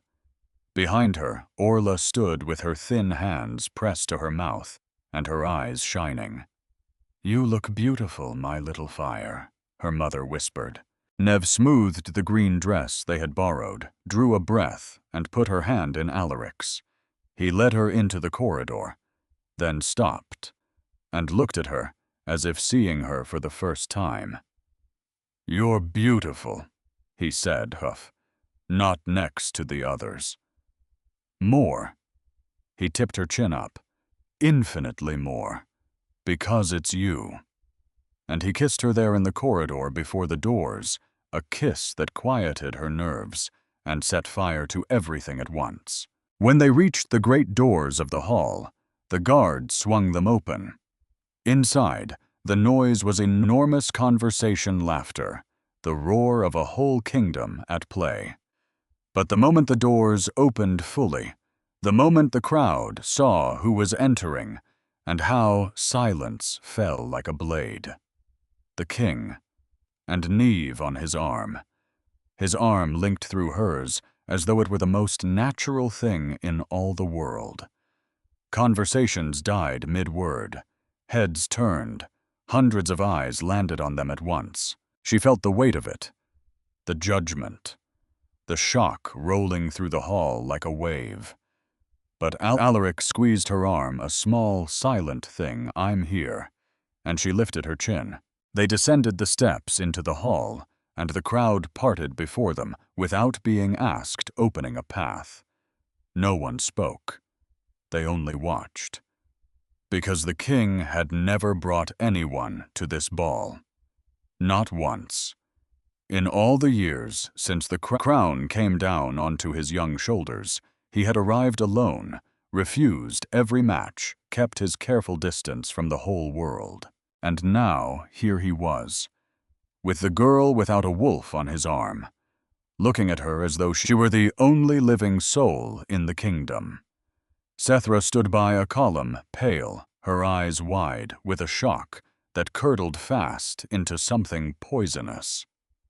She had been broken and demoted and barred from every circle she'd lived for, but she had wheedled her way into the hall on the arm of some minor cousin, because a viper does not stop being a viper simply because you cut its rank.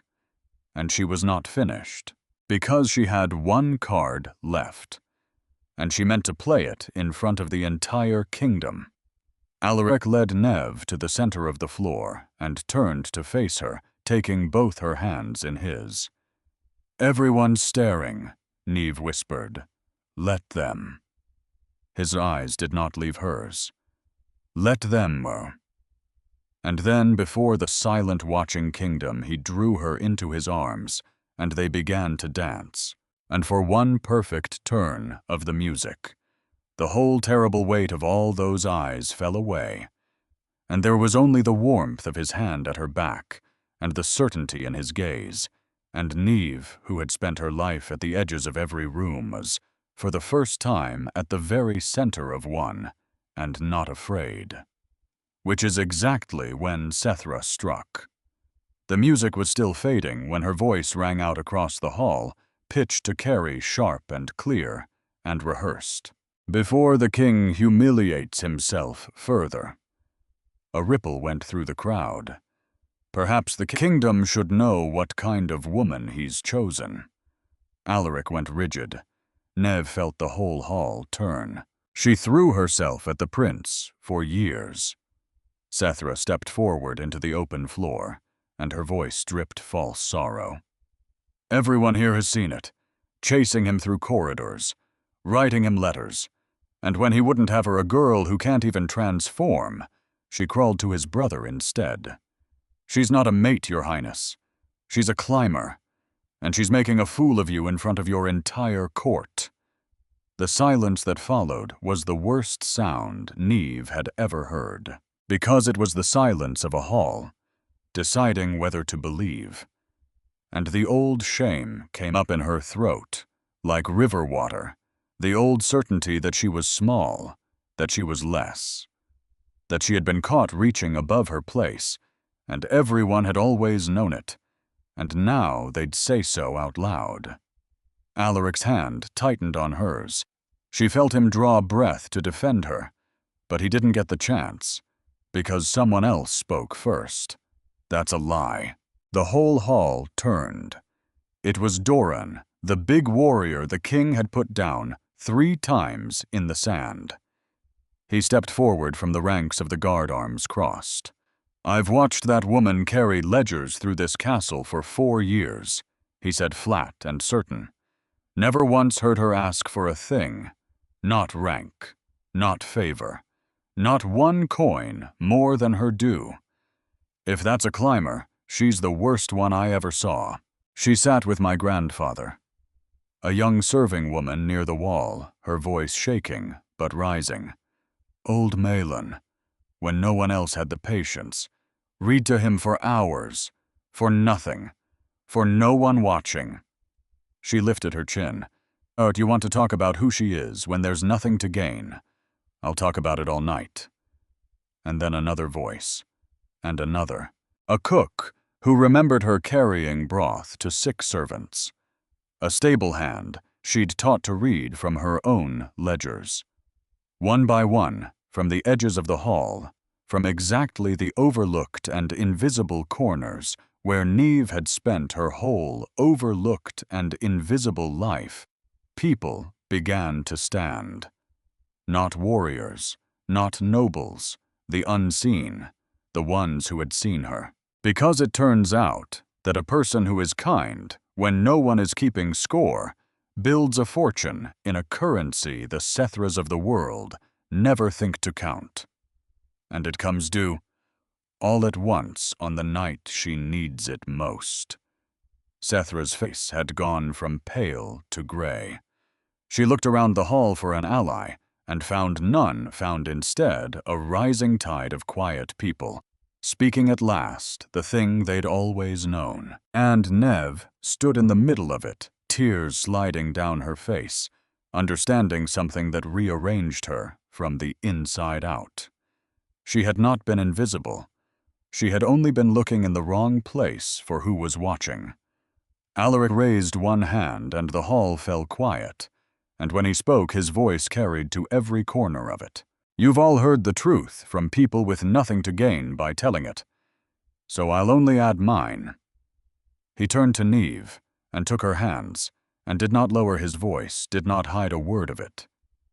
Nev is the strongest person I've ever known. Not because she's won battles, not because she's commanded armies, because she survived loss, cruelty, a whole kingdom telling her she was nothing. And she came through it kind. She came through it brave. She came through it whole.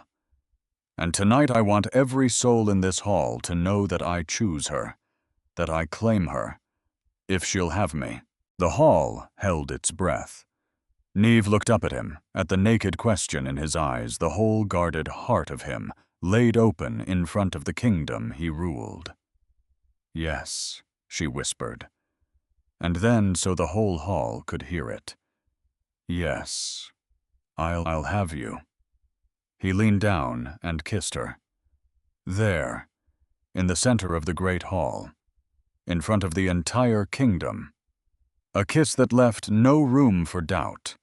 A kiss that said, she is mine, and I am hers, and anyone with an objection may speak now. No one did.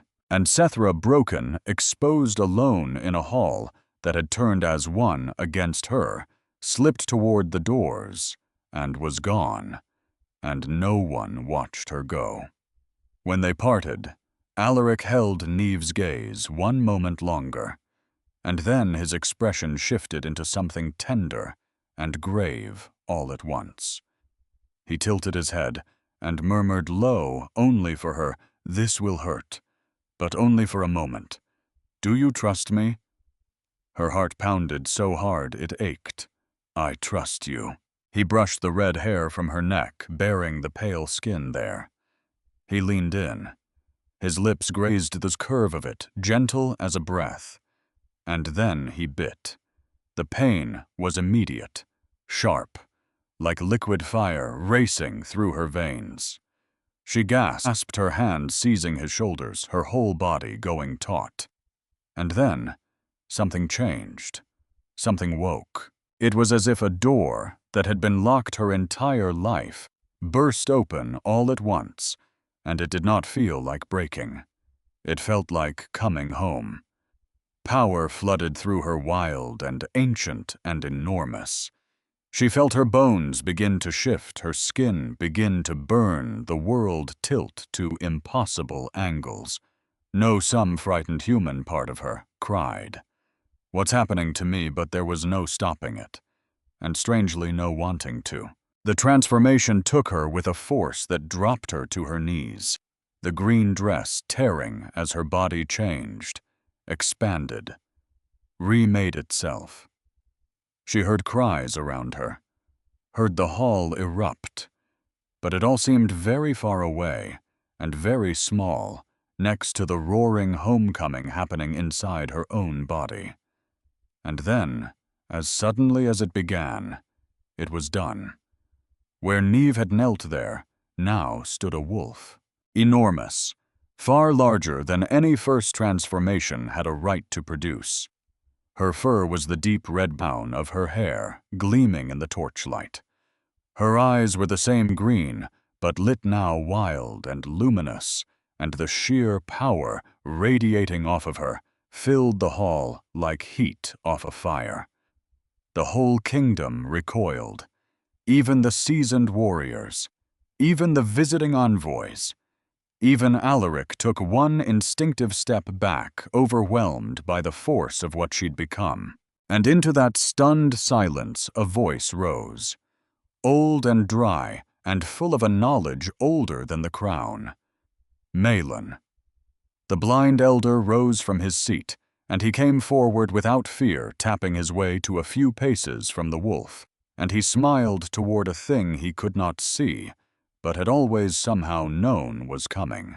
"The gifted wolves wake early," he said, and his voice carried through the silent hall. "But the powerful ones, take their time. Because when they finally wake, when they've found their reason, their purpose, the one they'd wake for, there is nothing in the world to match them." He turned his clouded eyes toward the king, then back to the wolf. "She was never weak." His voice cracked with something like pride. "She was only waiting. Waiting for a reason worth waking for. Waiting to be seen." He bowed his old head. "Now she shows you what she always was." And the wolf Neve turned her great head. And here was the moment the whole kingdom would tell their children about in the years to come. Not the size of her, not the power. This, because the first thing Neve did in all her terrible new strength, the very first thing, was not to strike or roar or show the hall. What she could do to those who'd called her nothing. She crossed the floor, and she went to a thin, weeping old woman standing at the edge of the crowd, one hand pressed to her rattling chest, and the enormous red wolf lowered her great head gently, so gently, and laid it in her mother's lap.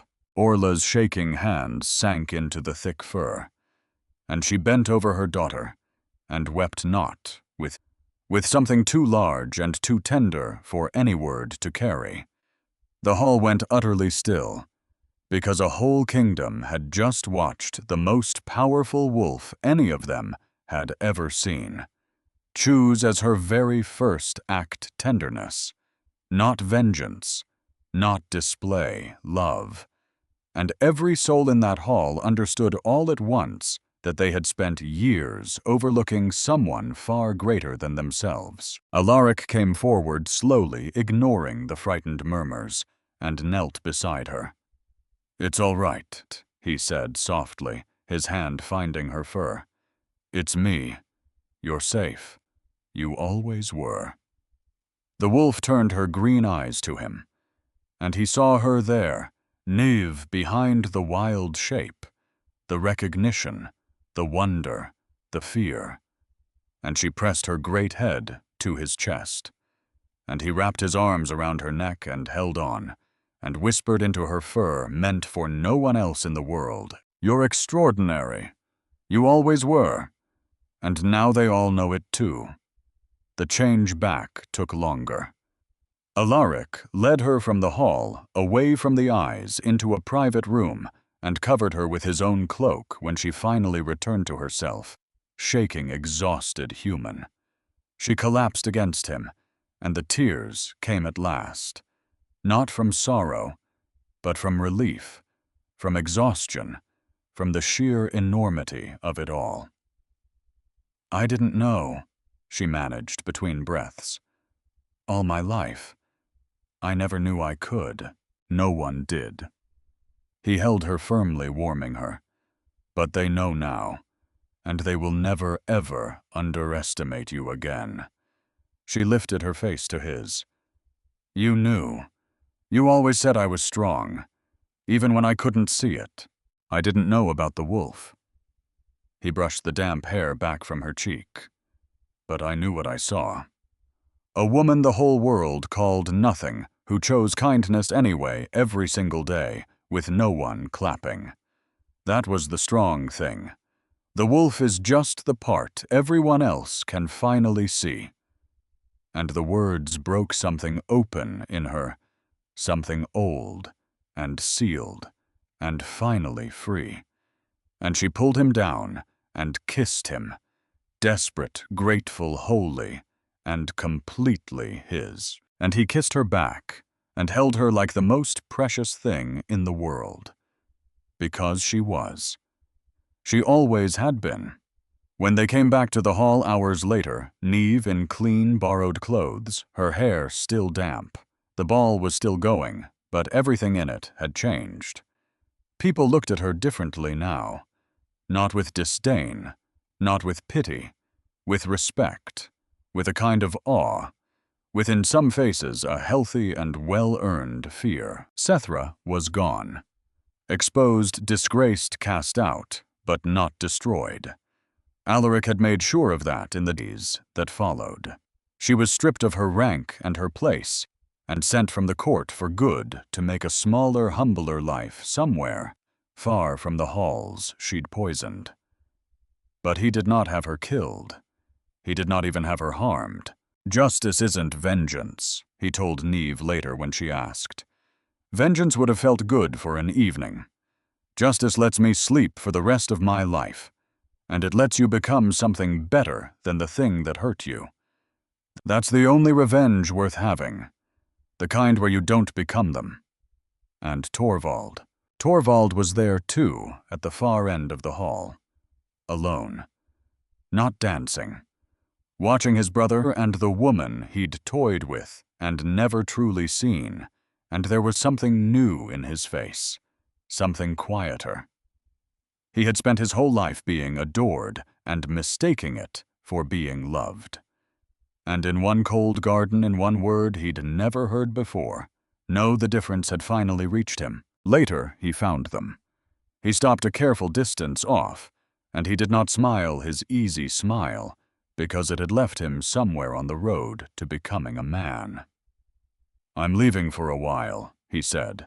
"The border holdings. My uncle's been asking for someone to oversee them, and I've been avoiding it because it's dull and hard, and no one there will tell me I'm wonderful." A rueful breath, which is probably exactly why I should go. He looked at Niamh, and for once there was nothing performed in his face at all. "I'm sorry," he said, simply.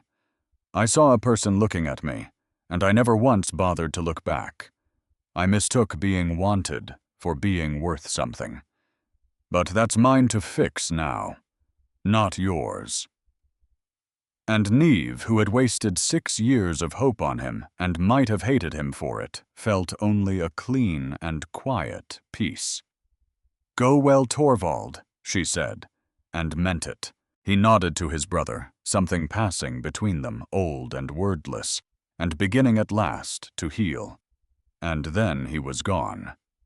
Alaric drew Niamh back toward the center of the hall, his hand firm at her back. The music had softened into something slow and warm. "One more dance?" he asked, a rare true smile tugging at his mouth. "Always," she said, and they danced. As partners, as equals, as two wolves who had found each other in the middle of a cruel and complicated world, and simply stubbornly chosen to stay. The kingdom watched, and judged, and then slowly, and then all at once, accepted. And Niamh, turning in the arms of the man who had seen her all along, finally understood the truth. Her mother and her father, and a blind old man, had each been trying in their own way to hand her since the very beginning. She had never been weak. She had never been nothing. She had never been less. She had only been waiting all those long, quiet years, curved inward, against a world that told her she was small, waiting for the one thing that wakes the deepest strength in any of us. Not power, not proof. To be seen, truly seen, all the way down, and loved there anyway. And Alaric, who had spent his whole careful life certain he would never be allowed to want anything for himself, held her through the turning of the music, and let himself at last simply want this. It was love. It had always, from the very first, been love. And somewhere in the drifting music, an old blind man lifted his face toward a warmth he could feel, but never see. and smiled, because he had lived long enough to watch the quietest, most overlooked soul in the whole kingdom become the brightest, and that he thought